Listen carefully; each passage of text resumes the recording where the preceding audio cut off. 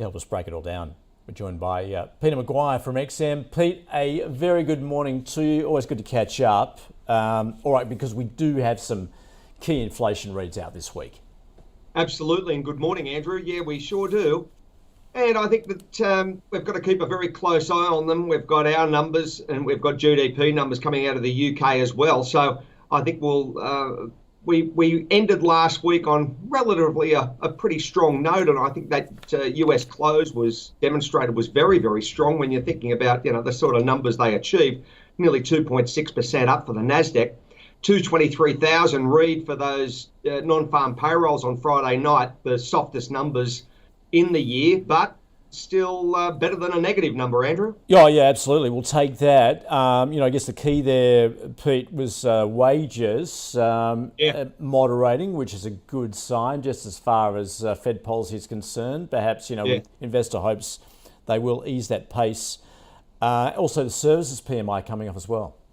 Yeah, exactly right. The wages side, well, that's the hurt is certainly on Main Street with the cost as far as, inflation and what they're experiencing and what we're experiencing. So that's the first concern. But the second one, yes, I take on board those CPI numbers and PMI numbers, I should say. And the overall theme moving forward, I think this week is everyone's got their focus very much on Sweden to see the rhetoric coming out from certainly Japan with Kuroda, Fed Chair Powell and the UK Minister talking as far as where are we going to see some green shoots, Andrew, some rays of sunshine, or is it still going to be a hailstorm ahead? Yeah, that sounds ominous. Pete, also we'll be keeping a close eye on China, given now it has pretty much fully reopened its borders. What are you watching for there? Well, your previous guest articulated very concisely and clearly, and I think that's the full steam ahead sort of rhetoric coming out. They're realising the property sector the way it was, and they're making it a lot easier for property transactions and funding. So that's going to be a plus. I think that'll be felt over the first couple of quarters. And let's see where the CSI 300 is, whether we're going to retake 4,200. We're keeping an eye on that.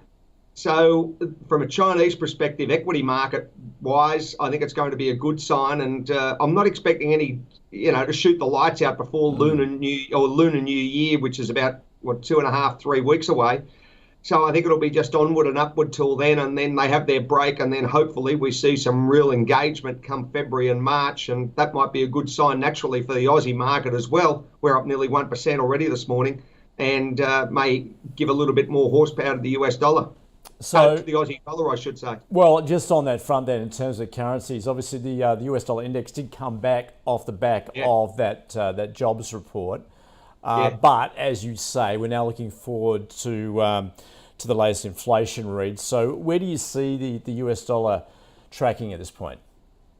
Well, Andrew, it's running at just under 104, so everyone's mindful of what we've seen as far as that massive sell-off since October.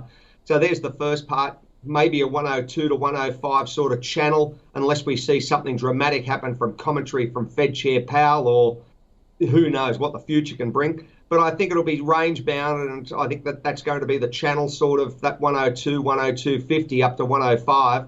And choppiness, volatility, and a great time to enter and exit markets, because that just demonstrates, an opportunity to trade. And Pete, with commodities, oil, what are you watching for there? Given obviously that news out of China, oil has come back significantly. Yeah. Do you feel as though we're at a low at this point, or it has more to move? Well, Andrew, it's currently, I'm looking at the chart here, 73 and 78, 73 for WTI, $74, 78.50, 79 for Brent. So I wouldn't be surprised we've seen those lows, and I wouldn't be surprised to see it trend a little bit higher from here. Waiting for some numbers to drop as far as, what's going on with Fed Chair Powell, overall rhetoric coming out from China. But, the recessionary fears do bite into the oil story.